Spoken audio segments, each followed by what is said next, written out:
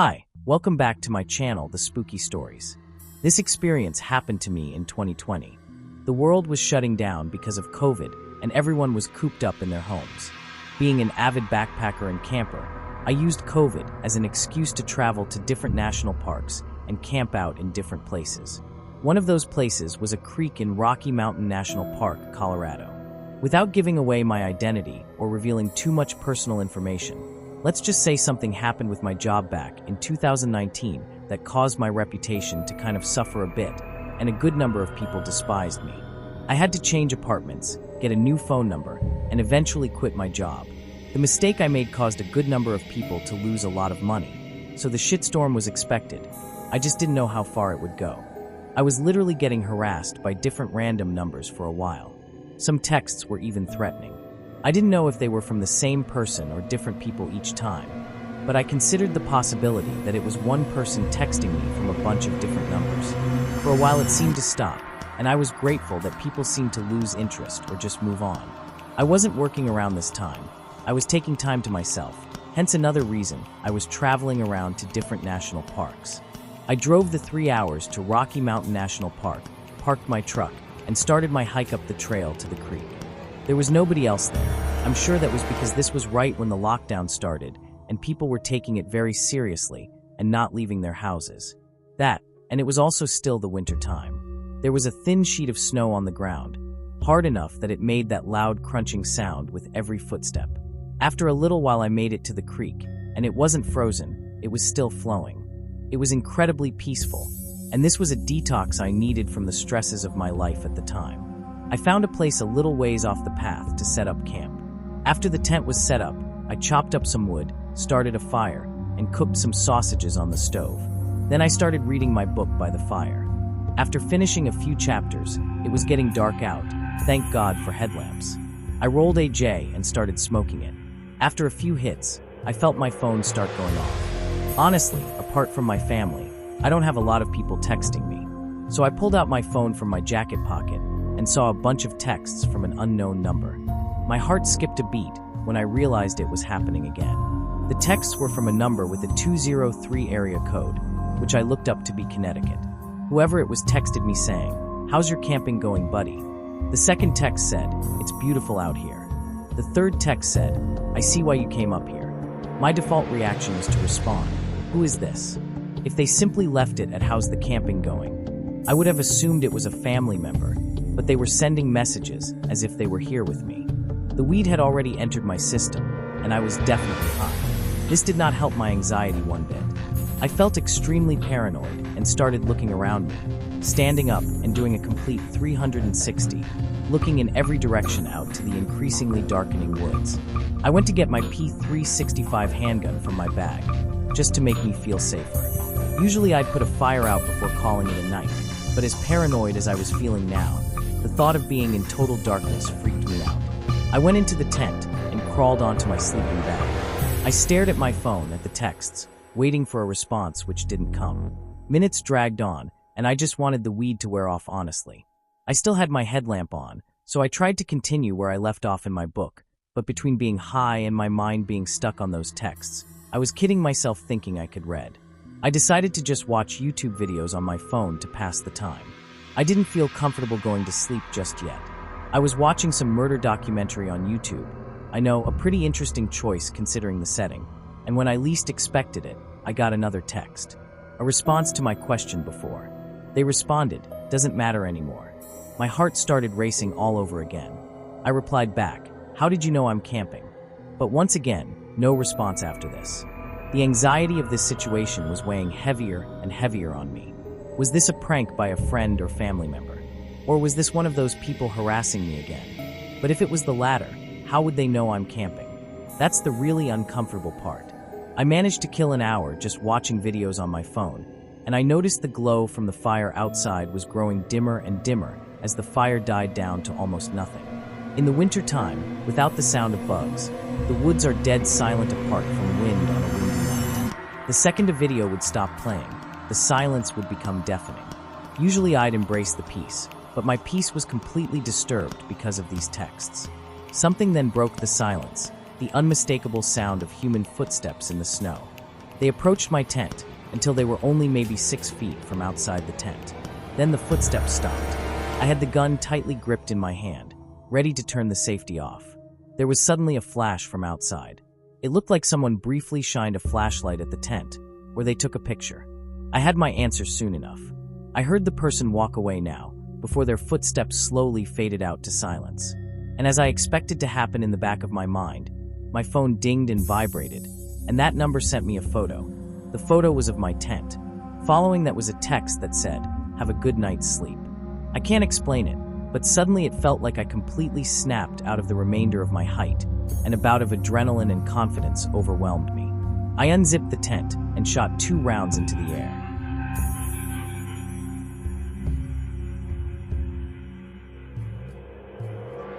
The sound of footsteps running away in the snow in the not-so-far distance told me that it worked and scared the person off.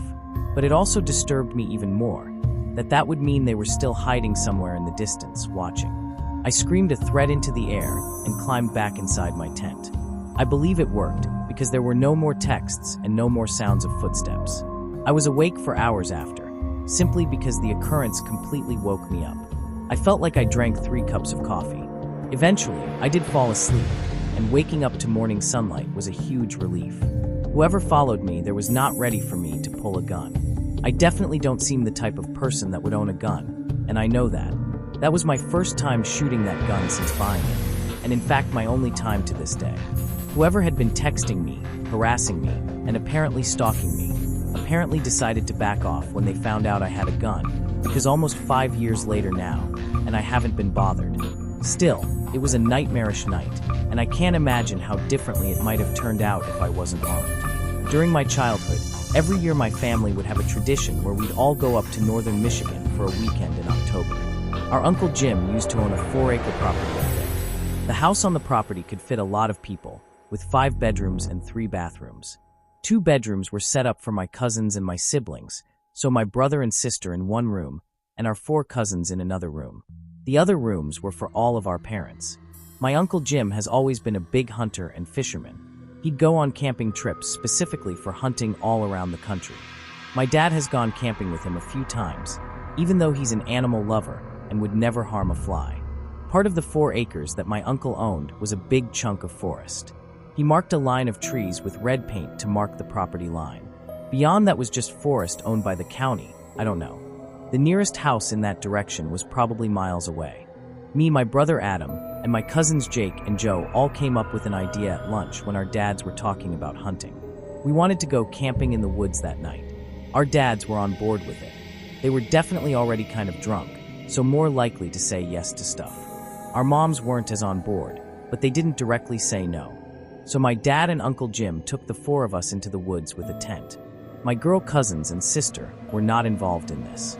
It was just us boys. They led us into the woods, and when Joey, the youngest of us, started complaining that it's too far, they started laughing. That's how our dads are when they're together, especially when they drink. They loved messing with us as kids. Speaking of ages, I'm oldest. At the time, I was around 13. Adam and Jake were around 10, and Joe was around 9. We went beyond the property line, as there was this small clearing in the woods with a bunch of soft green mossy-looking stuff that my uncle referred to as deer beds, I'm pretty sure. He said it was perfect for a campsite, and that he's used it before.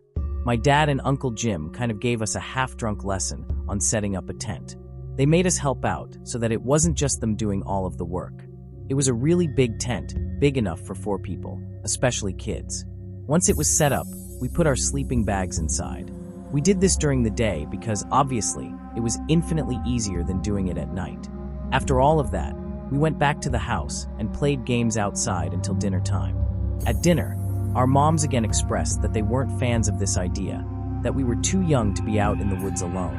Our dads insisted that we'd be fine, and I remember my dad making a joke that we'd be close enough for them to hear our screams if something were to go wrong. It wasn't until later on that our dads led us back into the woods to the tent. We all had flashlights and extra blankets since it was cold at night. I also brought a deck of Uno cards for us to play. When we all got situated in the tent, my dad and Uncle Jim left back to the house. We were suddenly alone in the woods. Honestly, we weren't as close to the house as you'd think. We were deep enough into the woods where you couldn't see any light from the house. We started playing Uno for a while.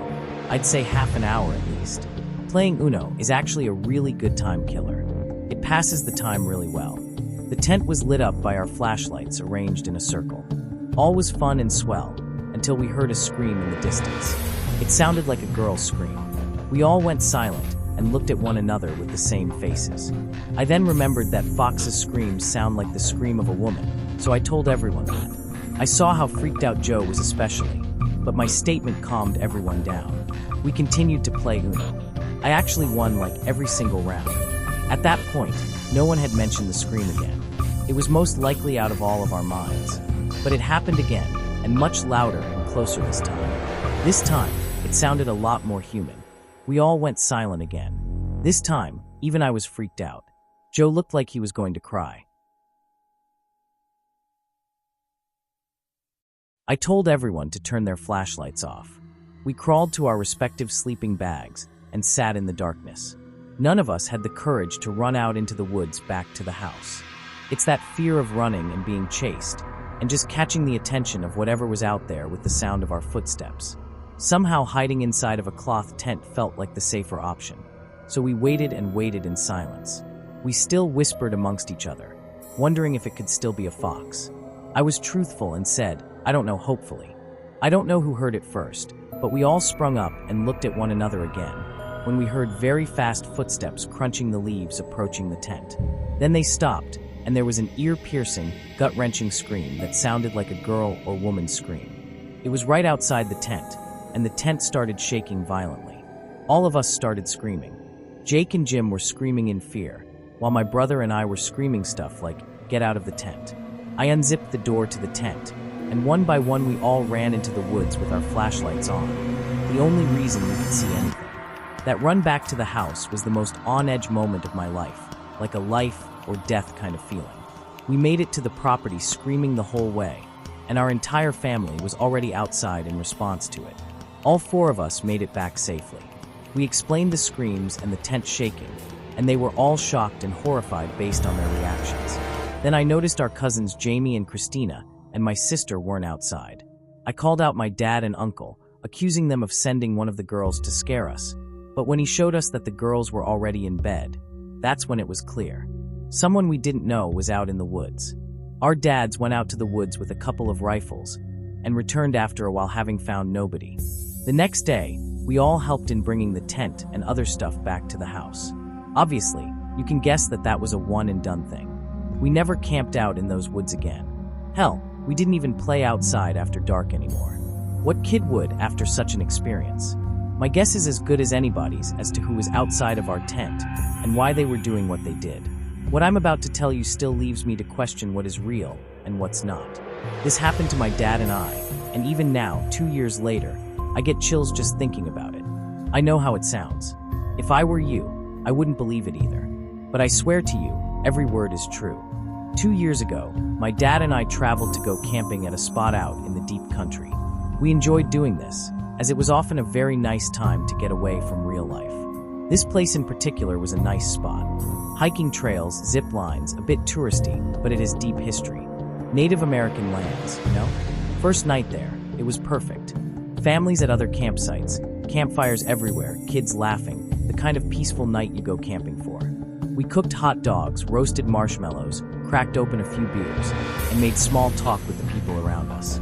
A typical, peaceful first night. But the second night is when things started to change. The staff told us we were the only ones in the park. Nobody else booked a site at first. We were psyched.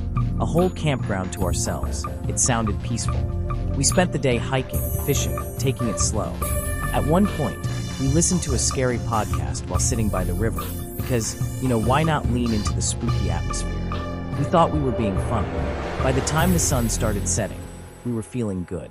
A little buzzed from the beers, tired in that satisfying way after a long day outdoors. We decided to head to the park's information center to charge our phones and grab some snacks before it got too dark. The walk back to our campsite, that's when the unease set in. The woods felt different. The air was heavier. The sky had this weird tint, like twilight didn't want to leave. My dad turned to me and said, "Doesn't this feel off, like we're in some kind of dream?"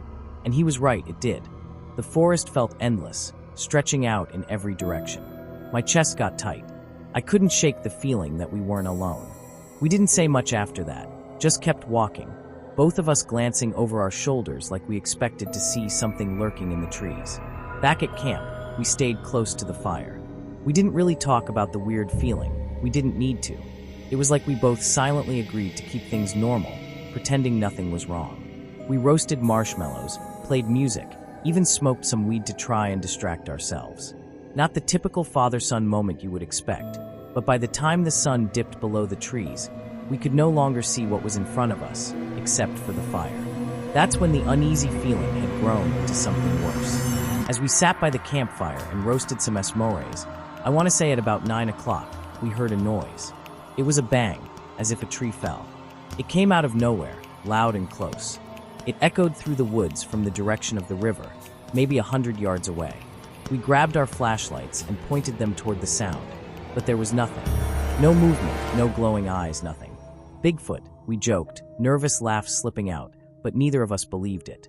A few minutes passed, then it came again, louder this time. Farther off, but the same sound, same weight. We shined our lights again, but the forest swallowed our flashlights, allowing us to see only the trees surrounding our tent.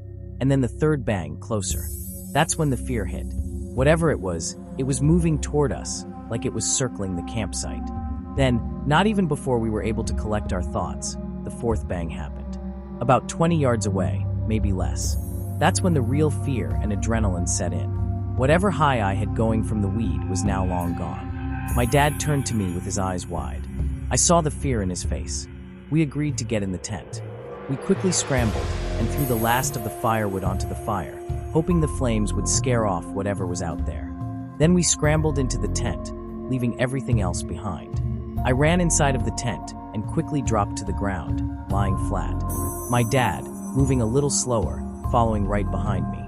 As he was about to get into the tent is when the loudest bang happened. So close, it felt like the ground shook. My dad froze, staring out into the dark. I said his name, grabbing his attention as he stared in shock, then quickly jumping into the tent. He muttered, "It's standing there." "What's standing there?" I asked. "I don't know," he said, his voice trembling. It was like a wall of darkness. He sat by the zipper as I buried myself under my sleeping bag, trying to move as quietly as I could. He sat there, clutching the only weapon we had, a small knife. Useless, really, but it was all we had. Then came this vibration noise that is still hard to explain to this day. It started low, like a hum, but it wasn't just sound. It filled the air. It was a feeling inside of us, making our chest tight. I've never felt anything like it. My dad whispered, "You hear that?" I couldn't answer. I just nodded, too scared to make a sound, with the feeling as if we were being hunted. This went on for about 5 minutes, as we sat in silence. And then this other sound. It wasn't an animal, and it wasn't human. It was this guttural, alien-like noise, as I like to put it. It honestly sounded like the Demogorgon from Stranger Things. Nothing I have ever heard before. We stayed frozen in that tent, too scared to breathe, too scared to move. I had this small, mesh window right by where I was laying, but I refused to look outside of it with the fear of being seen. Just sitting there, trying to control my breathing, as my dad still sat there with the knife. And that's when the weirdest thing happened. In the middle of all the chaos, we just blacked out. Neither of us remembered trying to fall asleep. My dad was still clutching the knife when we woke up, lying in the middle of the tent. I woke up on my back in a panic, as if something was standing over me. My first thought was to grab my phone to check the time, but it was dead. I asked my dad to check his. Dead, too. Both had been fully charged the night before, making sure we had them working in case of an emergency. We stepped outside to pee. As we stood 5 feet from the tent and peed back to back, still scared out of our minds, we saw that it was still pitch black outside. The air was cold and still. The food we'd left on the table, completely untouched. The fire we'd stoked before diving into the tent, burned down to ash like it was never touched. The whole place felt wrong, like we shouldn't have been there. We waited the night out in the tent without saying much to each other, just trying to get some real sleep. We packed up in silence, not saying a word until we were in the car. When we finally talked about it, we realized we'd both felt the same thing that night. Watched and hunted, like something was waiting for us to slip up. We told my mom when we got back. She thought we were crazy, said maybe we got drugged or inhaled some weird gas, but it wasn't that. Whatever happened that night, it was real. We both experienced the same thing. To this day, we don't know what it was. We didn't see it, not fully, but my dad came closest. Whatever he saw, it wasn't human, and it wasn't natural. We never heard any similar story like ours. We haven't been back to that camping site since, or even gone camping since. I don't think we ever will. If you like my video, please subscribe my channel, and share my video to family and friends.